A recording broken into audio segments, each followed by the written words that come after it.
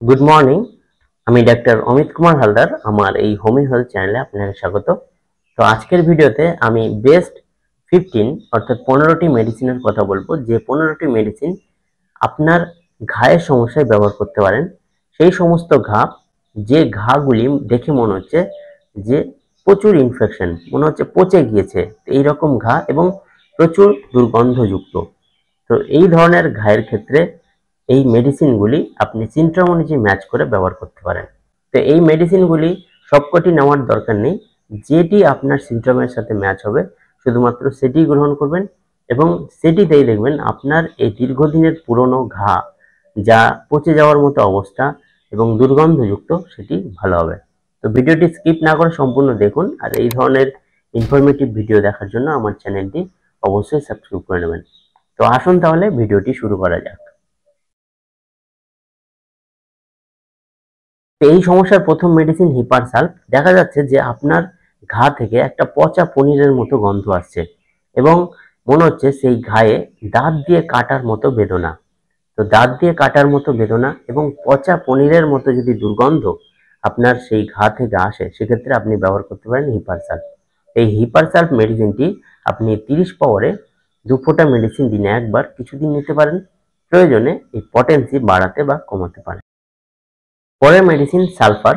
তো এই সালফার মেডিসিনটিকে আপনি 30 পাওয়ারে ব্যবহার করতে পারেন। তো দেখা যাবে যে এই সালফারের ঘা থেকে টক জাতীয় গন্ধ বেরোতে থাকে এবং সেই স্মেলটা মনে হবে টক টক। তার পাশাপাশি দেখা যাবে যে এই ঘায়ের যে উপমাংস, সেই উপমাংসটা মনে হবে ছত্রাকের মতো মনে হবে, মানে যেরকম ফাঙ্গাল যেরকম হয়, একটু ছ্যাবড়া ছ্যাবড়া।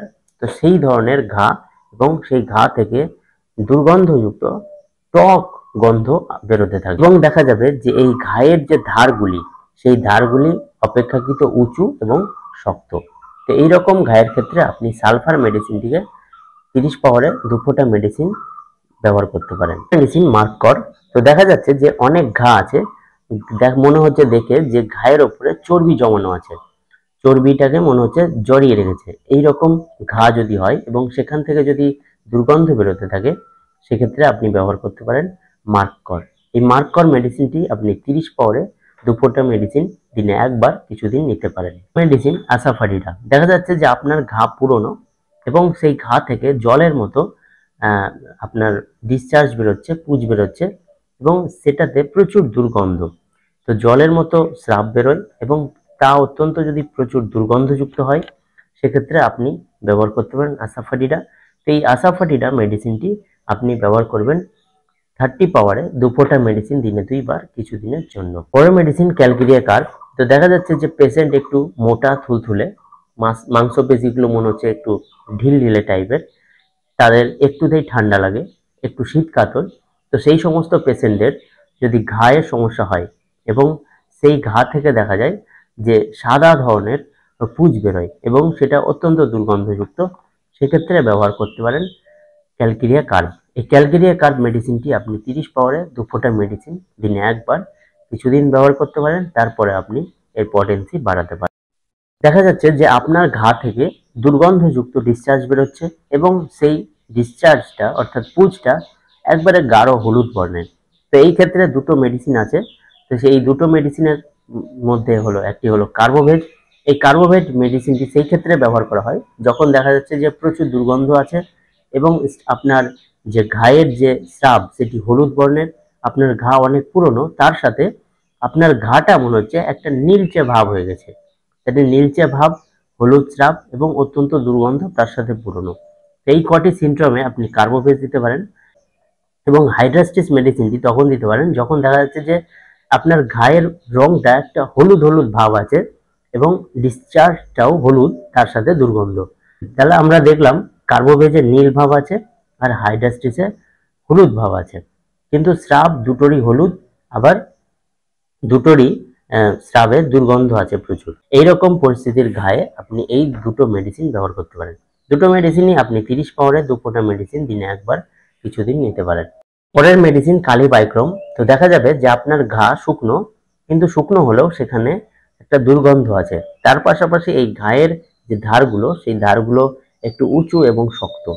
এইরকম উঁচু এবং শক্ত যদি হয়, শুকনো যদি হয়, তার সাথে যদি দুর্গন্ধও থাকে, তো দেখে মনে হচ্ছে যেন পচে গিয়েছে, এতটাই দুর্গন্ধ। তো সেক্ষেত্রে আপনি কালিবাইক্রোম মেডিসিনটি ব্যবহার করতে পারেন। 200 পাওয়ারে 1 ফোঁটা মেডিসিন আপনি গ্যাপ দিয়ে সপ্তাহে 2 থেকে 3টি করে ডোজ, কয়েকটি ডোজ আপনি নিতে পারেন। পরের মেডিসিন থুজা। দেখা যাচ্ছে যে আপনার একটা শীত কাতরতার প্রবণতা আছে, আপনি মানসিক দুশ্চিন্তায় ভোগেন, তার পাশাপাশি আপনি খুবই আহ, পরিষ্কার পরিচ্ছন্ন অর্থাৎ খুঁতখুঁতে টাইপের, আপনার অন্ধকারে ভয় লাগে। তো এইরকম কনস্টিটিউশনালের সাথে যদি আপনার ঘা থাকে শরীরে এবং সেই ঘায়ের গঠন যদি চ্যাপ্টা হয় এবং সেখান থেকে যদি দুর্গন্ধযুক্ত স্রাব বেরোয়, সেক্ষেত্রে আপনি ব্যবহার করতে পারেন থুজা। এই থুজা মেডিসিনটি আপনি 200 পাওয়ারে সপ্তাহে 2 থেকে 3টি করে ডোজ আপনি কিছুদিন নিতে পারেন। পরের মেডিসিন অ্যানথ্রাক্সিনাম। তো দেখা যাচ্ছে যে আপনার যে ঘা হয়েছে সেই ঘা মনে হচ্ছে পচে গিয়েছে, এই রকম ঘা হয়েছে এবং সেখান থেকে খুবই বাজে দুর্গন্ধযুক্ত ডিসচার্জ বেরোচ্ছে। দুর্গন্ধ এবং মনে হবে পচনশীল ঘা, কোনো মতেই ভালো হচ্ছে না। তো সেই পরিস্থিতিতে আপনি ব্যবহার করতে পারেন অ্যানথ্রাক্সিনাম। তো এই অ্যানথ্রাক্সিনাম মেডিসিনটি আপনি 200 পাওয়ারে কয়েকটি ডোজ গ্রহণ করতে পারেন। পরের মেডিসিন সিনাবেরিস। দেখা যাচ্ছে যে আপনার ঘা, পরের মেডিসিন সিনাবেরিস। দেখা যাচ্ছে যে আপনার ঘা নীল বর্ণ ধারণ করে নিয়েছে, নীল হয়ে গেছে এবং সেখান থেকে দুর্গন্ধযুক্ত ডিসচার্জ বেরোচ্ছে। তো সেই পরিস্থিতিতে আপনি ব্যবহার করতে পারেন সিনাবেরিস। সিনাবেরিস মেডিসিনটি 30 পাওয়ারে 2 ফোঁটা মেডিসিন কিছুদিন ব্যবহার করতে পারেন। তো এইভাবে এই মেডিসিনগুলি আপনার ঘায়ের সিমটম অনুযায়ী ম্যাচ করে যদি সেবন করেন, সেক্ষেত্রে দুর্গন্ধযুক্ত ঘা, যে ঘা মনে হচ্ছে পচে গিয়েছে, এই রকম ঘা কিন্তু ভালো হতে পারে। তো আশা করি আজকের এই ইনফরমেশনটি আপনার ভালো লেগে থাকবে। যদি ভালো লেগে থাকে একটি লাইক করবেন। আপনার যদি কোনো ইনকোয়ারি থাকে আমাকে হোয়াটসঅ্যাপ করতে পারেন এবং আপনি যদি আমার কাছে ট্রিটমেন্ট নিতে চান, সেক্ষেত্রে আমাকে হোয়াটসঅ্যাপ করতে পারেন। তো ভালো থাকবেন, সুস্থ থাকবেন। পরবর্তী ভিডিওর জন্য আমার সাথে থাকবেন। ধন্যবাদ।